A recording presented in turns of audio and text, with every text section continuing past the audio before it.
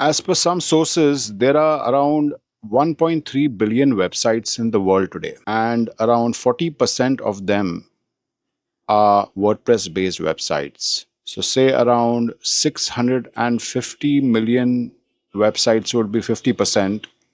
So 40% would be, say, 500 million websites are WordPress based. Now consider half of those 500 million websites are business websites, and another half of them are brochure based websites. So that would work out to be around 125 million WordPress websites in the world today. Now, these 125 million WordPress based websites, they are using resources they actually don't need if they are brochure based.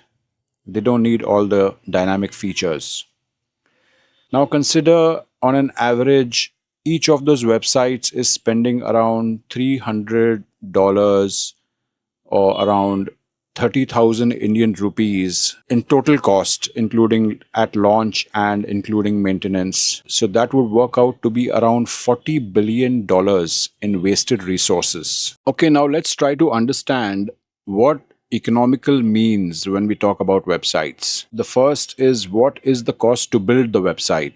And the second is, what is the cost to host the website?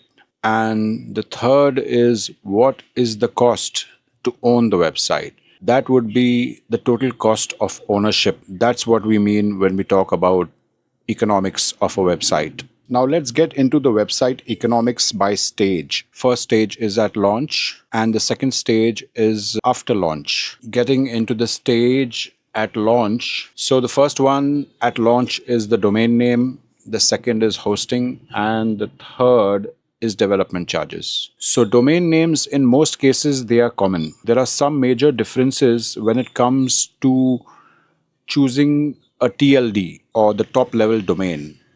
For example, the .com or the .net or the .in or the .us. So it depends which TLD you are using. One of the expensive TLDs today are the .ai and the .io, and the cheaper ones are, say for example, the .com, the .net. And the second thing that is a major difference is the registrar. If you go with GoDaddy as the registrar, they will give you a very good offer. For the first year, it will cost you $1 or Indian rupees 99 for the domain name.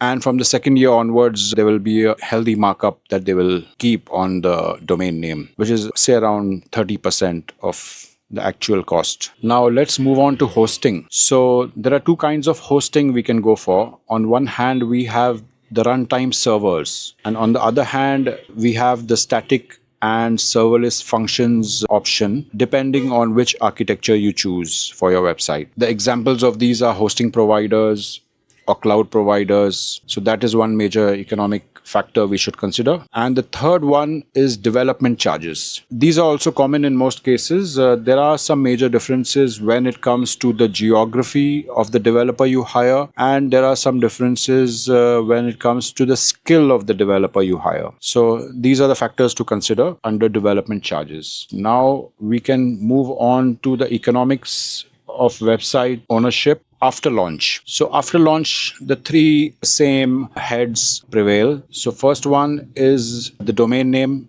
So this is renewed in all cases. The TLD cannot be changed, the top level domain, for your business purposes. You wouldn't want your domain name to change. Like, say for example, your domain name is yourbusiness.com. You wouldn't move it to yourbusiness.net or yourbusiness.in for India. So that doesn't change. But the registrar can be changed. Say when it's time for renewal, you can always go for the more optimal registrar. Say for example, if you want a registrar that does not charge any markup. So Cloudflare is known for that. They don't charge any markup. They will charge you, say, 1,000 Indian rupees or maybe around $10, $12 for the first year, and $10 to $12 for the 10th year. So they don't have any markup, and they don't give any crazy discounts to get you in to buy their services. The second head is hosting again, renewing your hosting. Once again, we have runtime servers on the one hand and static and serverless functions infrastructure on the other hand. And lastly, we have one head which is not there at the time of launch, and that is maintenance, because maintenance usually comes later. Now, we will filter the cost heads that need attention. So firstly, we will exclude the domain names as it is minor compared to the other two, like the hosting and the maintenance. So we exclude that. Now coming to hosting. So what are the WordPress hosting options if we go for WordPress? Firstly, there is the normal Windows hosting or the normal Linux hosting that we can take from GoDaddy or any other well-known hosting providers, say Bluehost. And the second option is managed hosting. So where they take care of the CPU requirements, of the RAM requirements, because WordPress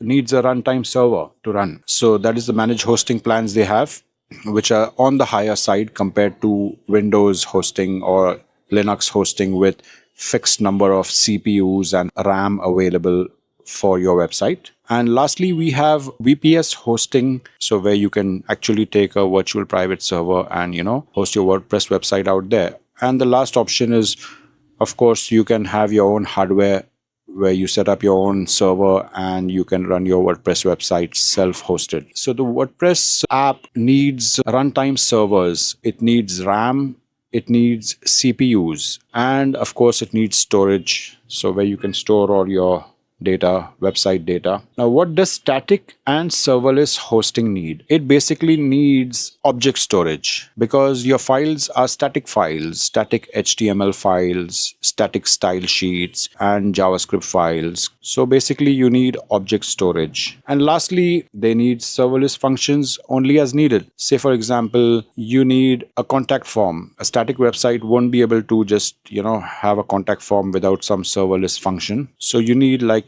a Cloudflare worker to handle your contact form. That is like a serverless function. It runs whenever there is somebody accessing that feature. So that is what static and serverless functions websites need. Now let's get into the economics of this and let's see the net savings possible under the hosting head. As we discussed what's required for hosting. So that would be dedicated runtime servers are no longer needed. The website is only static files. So you don't need a runtime server with RAM and CPUs. They are gone. The website is just static files served from object storage and a CDN. That's what you need, with serverless functions invoked as necessary or whenever you need them. Okay, now let's move on to the maintenance section. Now, what are the WordPress maintenance options? So there are a few maintenance options when it comes to WordPress.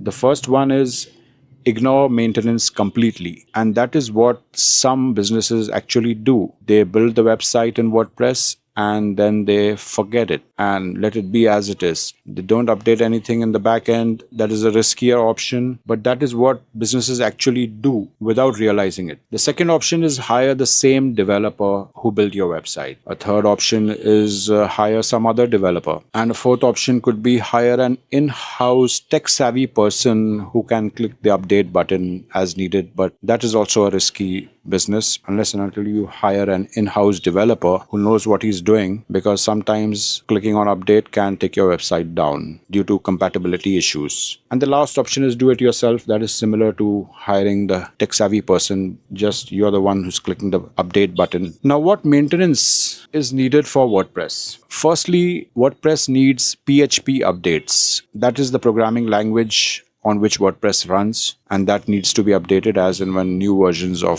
PHP are released. Then WordPress, the application itself, needs to be updated. Then you basically need plugin updates, depending on the number of plugins you have in your website. Then you have the theme updates. Then another maintenance head to consider is backups. While in static hosting, backups is quite simple. It's just files, objects, which you can just copy. But over here, you have databases which you need to actually back up, and the mechanisms of those backups are not so simple. So backup needs some maintenance attention. Then you have malware scans, because now you are running something dynamic, something talking to a database. So you have to take care that your website doesn't get affected with malware. And then you have to have uptime monitoring, because your website can go down anytime depending on what you did, depending on what update came, depending on compatibility issues. Then also you need to do security hardening at launch and from time to time monitor the security. So that is one maintenance aspect. Now, what maintenance is needed for a static and serverless functions option website. Now, if your website is only static, so then there is zero software maintenance as there is nothing to patch. Basically, I have divided that maintenance head for static and serverless functions option into two. One is only static.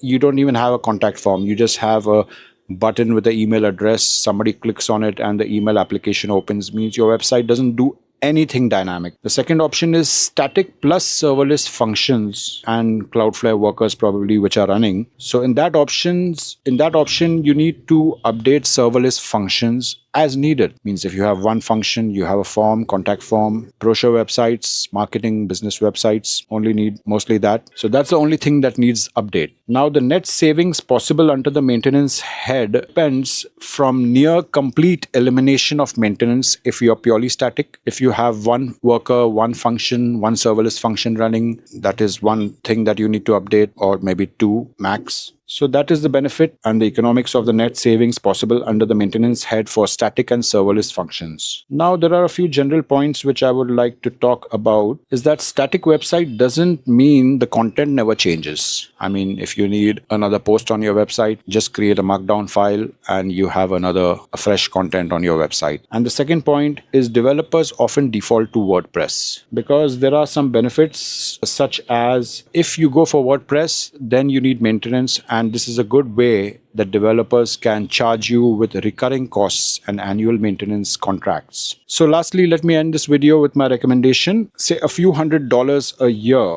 repeated across hundreds of millions of websites quietly becomes $1 billion problem. So WordPress is not bad, but it is also unnecessary. Think about what your website needs to do, and if you actually need WordPress to get there. What I would recommend is that you go for the sustainable option. Thank you for watching. See you in the next one.